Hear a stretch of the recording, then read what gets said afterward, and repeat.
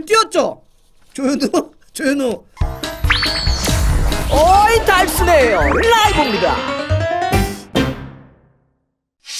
자 후토크 들어갑니다. 자, 이강인 선수는 와 진짜네요. 이 정도면 진짜입니다. 물건이네요.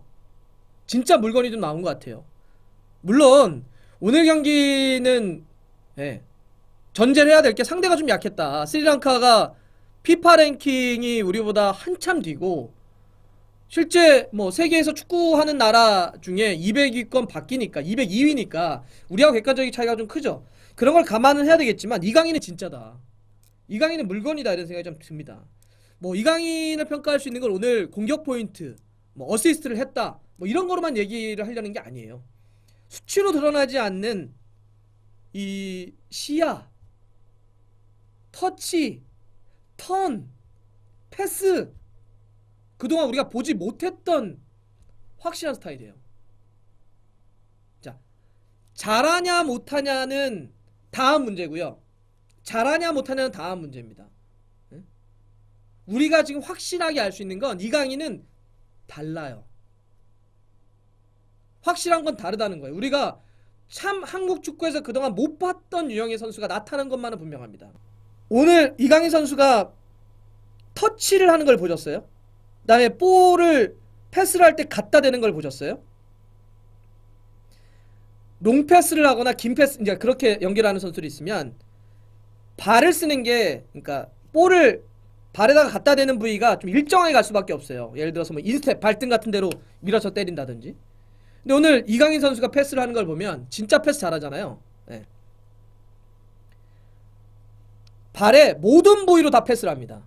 우리가 이제 꼬발이라고 하는 여기 토우킥부터 시작해서 발등의 인스텝, 인사이드, 바깥발까지. 이렇게 발의 모든 부위를 쓴다는 얘기 뭐냐면 패스의 패턴이 굉장히 다양하다는 거예요. 나의 몸의 중심으로 해서 안쪽이건 반대쪽이건 앞쪽이건 그 다음에 패스를 정박으로 줘야 될 때건 반박자 빠르게 줘야 될 때건 자기의 패스 패턴이 워낙 다양하다는 거죠. 모든 부위로 다 패스를 해요. 오늘 그걸 봤어요. 진짜 예술이다 이런 얘기를 하셨는데 그렇게 다양한 형태로 다양한 부위를 활용을 하면서 패스를 넣으니까 다른 거예요. 우리 대표팀에서 그동안 이렇게 패스를 주거나 이렇게 풀어나가는 플레이메이커를 본 적이 있으세요? 최근에 우리 대표팀에서 이렇게 패스를 주는 패스마스터 같은 스타일, 플레이메이커, 한 명의 선수가 경기를 조율하거나 경기를 풀어나가는 선수는 최근으로만 따지면 고종수, 윤정환이 마지막입니다. 2002년 월드컵 전이 마지막이에요. 그 이후에는 한 명의 선수가 이렇게 조율하는 플레이메이커를 한 적이 없어요. 박지성, 기성용 이 선수들은 플레이메이커하고 좀 달라요. 박지성 선수는 오프 더 볼이라고 하는 움직임을 통해서 수비와 공격을 할 때 끊임없이 움직여주면서 팀플레이를 하는 팀플레이어의 화신이었고 기성용 선수는 약간 뒤에 물러난 상태에서 오픈 패스, 전환 연결을 통해서 공격의 방향, 공격의 진영을 크게 흔들어 놓는 좌우 전환 패스 같은 걸 통해서 경기를 풀어줬던 선수예요. 이강인은 달라요. 소위 얘기하는 지단류. 이강인은 공격수, 최전방 공격수 아래에 배치돼서 끊임없이 이선 쪽에서 연결해주고 다양한 형태로 이런 식으로 고종수 이후에 처음 보는 유형입니다. 그래서 제가 다르다고 얘기하는 거예요. 나이가 아직 18입니다. 그리고 앞으로도 한참 더 성장을 해야 되니까 지금 뭐 이강인이 엄청 잘합니다. 뭐 월클입니다. 뭐 한국 축구의 최고입니다. 이런 얘기는 안 할게요. 이런 얘기는 좀 더 기다리자고요. 확실한 건 그래도 다르다고 하는 게 여러분들 그 전반전 40분이었나요? 이강인 선수 딱 볼 오니까 수비수 오니까 이강인이 그거 하잖아. 그러니까 이강인이 시야가 좋다, 패스 능력이 좋다라고 하는 건 이강인이 갖고 있는 그 몸이 갖고 있는 습성 같은 게 있어요. 뭐냐면 이강인은 볼이 오기 전에 끊임없이 주위를 다 확인해서 스킨을 떠나요. 그게 바로 이니에스타나 사비가 많이 했던 거잖아요. 볼을 내 동료가 주려고 그래. 그때 주려고 할 때 주의 확인, 볼이 나한테 날아올 때 주의 확인, 바로 받기 직전에 주의 확인. 그러면 어떻게 돼요? 그렇게 주의 확인을 최소한 두세 번을 하게 되면 볼을 딱 받았을 때는 이미 확인 안 해도 돼요.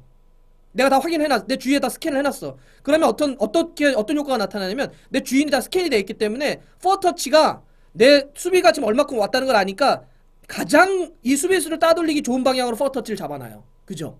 그 다음에 또 주의를 확인하니까 터치 잡아놓고 여유있게 잡아놓고 다 확인을 했으니까 여유있게 들어가는 거예요. 이게 굉장히 좋은 어떤 그러니까 고개를 드는 전반전 40분 정도 때 그 장면 딱 나오잖아요. 오니까 딱 수비수니까 수비수를 이렇게 그러니까 이강인은 막 이악 물고 막 몸을 밀거나 이러지 않아. 딱 오면 확인해서 수비수가 있으면 이렇게 나와요. 이 턴을 이렇게 해버려요. 딱 오니까 이렇게 나와 딱 잡아놓고 마르세유 턴에 가서 빠져나온 다음에 탁 쳐서 앞으로 전진 패스를 넣어요. 후반전에 그 한 18분이었나요? 또 몇 번 나왔어요. 황희찬에게 줬던 거. 황희찬이 이쪽 사이드에서 안쪽으로 싹 들어가니까 이강인이 딱 보고 인스텝으로 거기서는 땅 쳐가지고 땅으로 깔려가지고 속도, 예, 그다음에 방향, 타이밍 완벽하게 들어가잖아요. 이런 선수를 본 적이 있냐? 그래서 제가 자꾸 다르다고 하는 거예요. 우리가 이제 뭐 유럽에서 최근에 뭐 다비드 실바 확실히 발렌시아의 선배인 이런 느낌들이 있죠. 다비드 실바도 굉장히 그 볼을 갖다 대는 패스의 패턴이 다양한 선수니까. 근데 이제 또 하나 이게 전술적으로도 굉장히 중요한 게 뭐냐면 잘 보세요. 상대가 굉장히 밀집을 하고 있어요. 스리랑카가. 예. 밀집을 하죠. 수비 밀집을. 우리가 이제 과거에 밀집하는 상대와 경기하다가 쇼크 같은 거 입은 거 많았잖아요. 밀집을 5만 쇼크 맞아. 5만 쇼크도 있었죠. 그런데 이런데 못 뚫는 게 그걸 뚫기 위해서는 어떻게 해야 돼요? 흔들어야 돼요. 흔드는데 어디서 뚫어야 돼요? 측면에서 흔들어야 돼. 측면. 왜냐하면 경기장은 자, 경기장이라고 하는 데는 뻔해요. 일정한 크기의 경기장에서 하기 때문에 이렇게 상대가 마음 먹고 이렇게 밀집을 하잖아요. 상대가 이렇게 밀집을 하면 공간이 없어요. 예. 그러니 이 공간을 최대한 그나마 만들려고 한다면 뭐냐면 측면으로 벌리게 하는 거예요. 이렇게 측면 쪽으로 공격을 벌려서 하면 상대가 측면을 막기 위해서 벌어지면 그제서야 여기 공간이 나온단 말이에요. 예. 그죠? 근데 우리가 그동안 이렇게 뭐 오만이나 레바논 같은데 할 때 뭐였냐면 사이드까지는 어떻게든 벌려. 근데 이 중앙에서 그러면 공간 스페이스가 나왔을 때 이 중앙에서 이 스페이스를 활용할 만한 패스 마스터가 없었어요. 벌려주는 것까지는 해. 근데 중앙에서 이렇게 하프 스페이스가 나오거나 아니면 그나마 뛸 수 있는 공간이 나왔을 때 여기서 누군가는 그러면 볼을 넣어줘야 되잖아요. 축구 전술사에서 나오는 게 뭐냐면 자, 사이드로 왜 벌려요? 사이드에서 기회를 만들려고 여기서 슈팅 때리려고 여기 공략하는 거예요? 사이드에서 뚫어내가지고 여기서 슈팅 때리려고 여기서 사이드를 아니에요. 사이드로 벌리는 건 궁극적으로 가운데에서 공간을 만들기 위해서 결국 가운데에서 기회를 만들기 위해서 측면을 까는 겁니다. 가운데에서 공간을 만들기 위해서 측면을 공략하는 거예요. 벌어지면 결국은 가운데를 노리는 전술이에요. 그래서 전술서에서 뭐라고 얘기하냐면 측면 쪽으로 벌렸을 때 가운데는 두 명의 유형의 선수가 있어야 된다. 첫 번째, 이 공간이 나온 거를 드리블로 돌파할 수 있는 유형의 선수. 두 번째, 공간이 나와 있는 거를 통해서 패스를 넣을 수 있는 선수 둘. 드리블로 돌파하건 패스를 넣어주건 이런 선수가 있어야 된다. 이런 거였어요. 자, 그런데 그동안 우리가 오만이나 레바논 같은데 쇼크를 입을 때 뭐였냐면 벌리기까지는 해요. 근데 중앙에서 이걸 풀어주지 못하니까 그건 뭐예요? 계속 주구장창 똑같은 크로스를 넣어요. 크로스 넣지도 못하면서 계속 크로스만 가니까 상대는 오케이 이렇게 되는 거예요. 그런데 자, 벌렸을 때 가운데 이쪽에 공간이 나오는데 자, 드리블을 돌파하는 남태희, 그죠? 오늘 딱 그 조합이 좋아요. 남태희 복귀한 것도 커요. 자, 드리블로 뒤를 칠 수 있는 남태희가 있고 딱 상대가 이렇게 드리블을 막으려고 하면 또 스페이스가 나오면 이걸 찔러주는 이강인이 있는 거예요. 근데 이게 전술적으로 굉장히 중요한 포인트입니다. 공격을 굉장히 다채로 할 수 있는 거죠. 측면 쪽으로 벌렸을 때 결국 가운데에서 공간을 활용할 수 있는 스타일의 선수를 우리는 얻은 거예요. 그래서 오늘 아무리 상대가 스리랑카였다고 하더라도 이강인은 오늘 경기를 통해서 대표팀에서 자기 지분을 이제는 인정받은 겁니다. 자기의 전술적인 필요성을 인정받은 거예요. 이게 큰 의미고 또 하나가 있어요. 자, 손흥민입니다. 손흥민. 자, 우리가 그동안 자,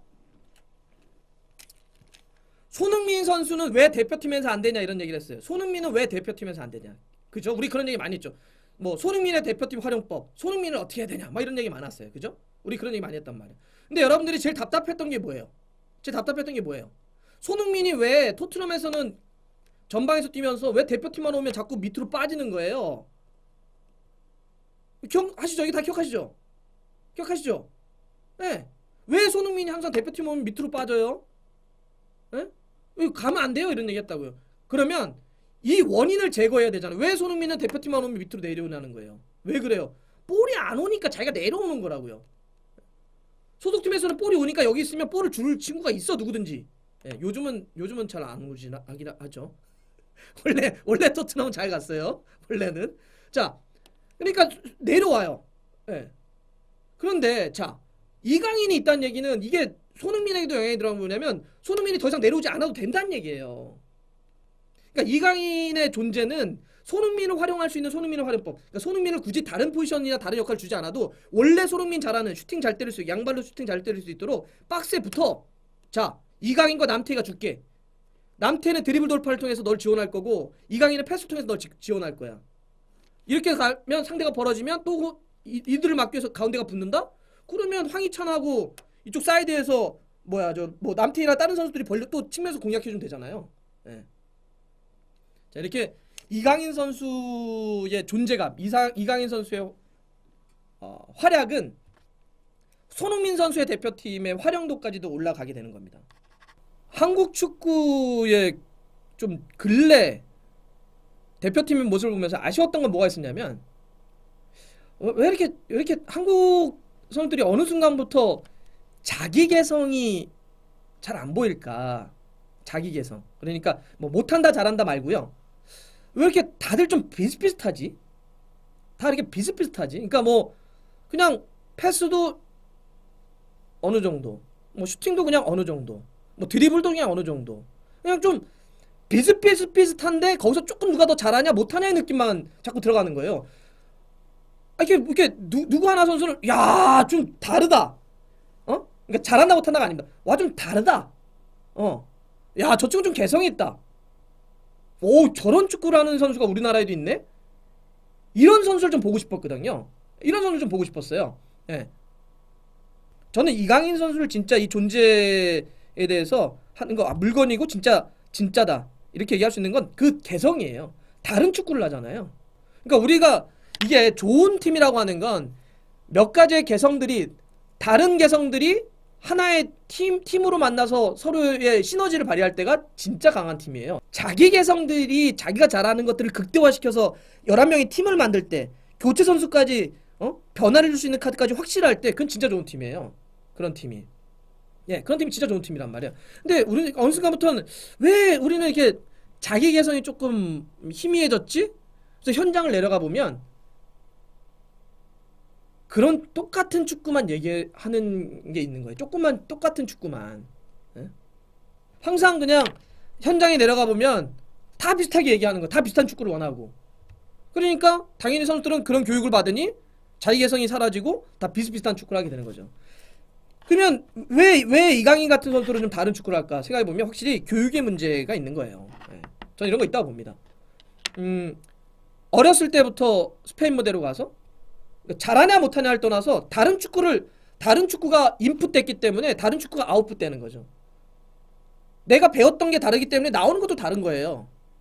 그러니까 우리 그런 거 있잖아. 학교 교육에서도 너는 왜 이렇게 창의적이지 못하냐? 우리 학교 교육 때 막 그런 얘기를 해요. 얘기를 해야지. 학교가 나한테 창의적인 교육을 가르치지 않았는데 내가 어떻게 창의적이야? 이런 거잖아. 우리 애도 학교 왔다 맨날 그런 거 아니야? 맨날 우리 보고 나 학교 다닐 때도 막 그런 거예요. 너는 왜 창의적으로 생각 안 하니? 창의적인 공부를 가르쳤어요. 내가 창의적이라 맨날 구경수 하라고 그러고 시험 공부하라고 한 다음에 결과 나중에 평가할 때는 왜 창의적이지 않니? 똑같아요. 아니 선수들도 그러면 가르치는 게 똑같이 좀 개성적으로 가르치고 너 생각하는 축구를 가르쳐야지. 가르칠 때는 막 엄하게 야 넌 내가 시키는 대로만 해. 그런 다음에 플레이할 때 너는 왜 생각하는 축구 안 하니? 생각하는 축구가 되나요? 근데 이런 확실히 좀 다른 유형의 이렇게 인풋이 됐다는 느낌 들어요. 좀 어쨌든 다른. 그러니까 이거는 뭐 잘하냐 못하냐 그 다음의 문제라니까요. 제가 일단 이강인 선수가 진짜다라는 느낌은 달라서 그래요. 달라서 그렇습니다. 3년 뒤에 이제 카타르 월드컵이 열릴 텐데 손흥민 선수가 카타르 월드컵이 될 때는 이제 30이 될 겁니다. 30. 이강인 선수가 지금 18살이니까 21살이 되겠죠. 손흥민 선수가 30이면 아마 커리어의 피크 치고 막 이럴 때일 겁니다. 그리고 이강인 선수가 지금보다 훨씬 더 많은 경험과 실전에서의 능력을 키워가지고 했을 때 딱 붙었을 때 우리는 어떠한 축구를 보게 될까? 우리는 어떤 축구를 볼 수 있을까? 어쨌든 기대가 상당히 돼요. 되게 기대가 됩니다.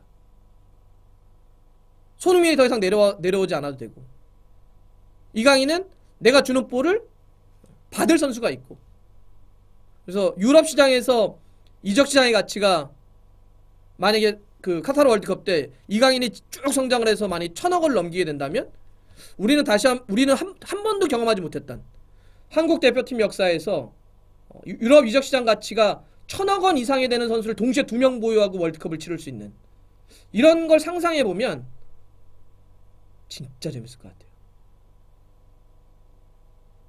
1,000억 원의 이강인이 패스를 하고 1,000억 원의 이상의 가치를 갖고 있는 손흥민이 마무리를 하는, 전체적인 풀백은 좀 더 올라와서 전체적으로 이렇게 할 수 있다면 더 이상 우리가 월드컵에서 이제 정신력, 투혼 이런 약간 도전자의 입장으로서의 이야기나 키워드가 아니라 이제 우리도 그냥 축구를 전술과 전략대로 우리의 컨셉대로 한번 해볼 수 있는 이런 축구를 한번 볼 수 있지 않을까라고 하는 기대가 있습니다. 그래서 이강인 잘하네요. 참 잘합니다. 자, 좋아요, 구독 걸립니다. 오이 알람 들어갔어요.